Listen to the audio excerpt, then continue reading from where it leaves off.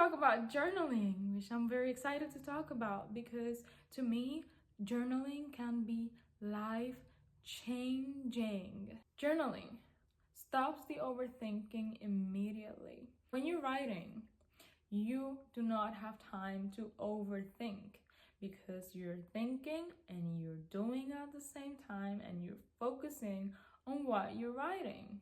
Especially if there's intention behind your writing, or if you're just focused on writing about how's your day. You're focused, so there's no time for overthinking. So I like to call it like a meditation type of activity because you're focusing on some things. It's like mindfulness meditation when you're just focusing on your breath, or you're just like still, no overthinking, or you're just like observing your thoughts.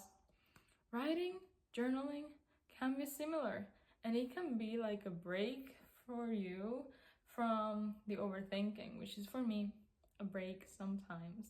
Journaling helps you to know yourself.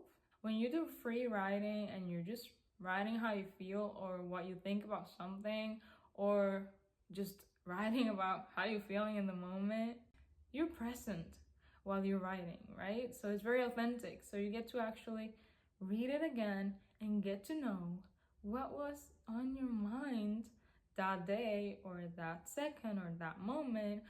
It helps you to know yourself better.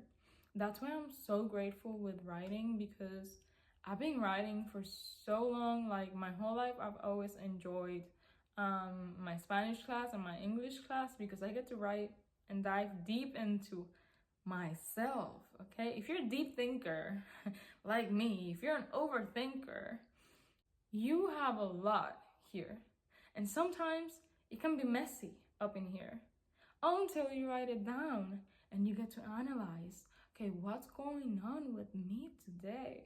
And you get to analyze your thoughts, because when you write, you're given shape and form to your thoughts.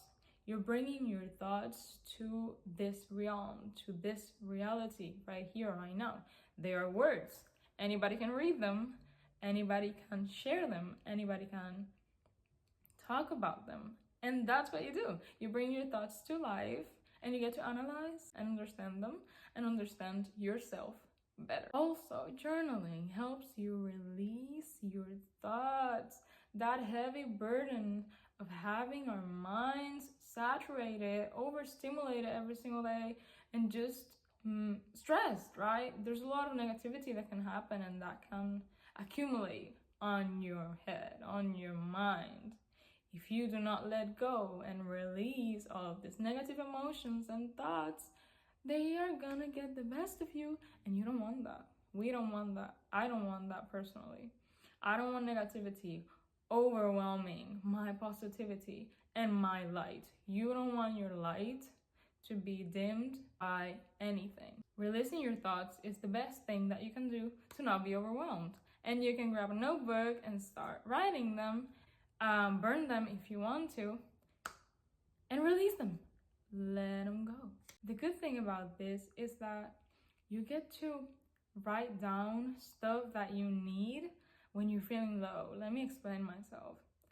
If you get to feel great for a second today and you're just at 100, try writing down first affirmations. Second, write down stuff that you would like to read when you're feeling low, because nobody knows you better than how you know yourself.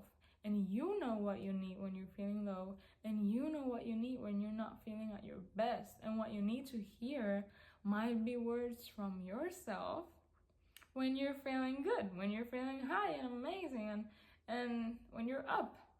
If you're here, work for when you're here. And I'm not trying to tell you, oh, you're here and then you're gonna be here and life's gonna be messed up for you. No, I'm just saying we all have ups and downs, because that's how it works most of the time. You can go up, you can go down.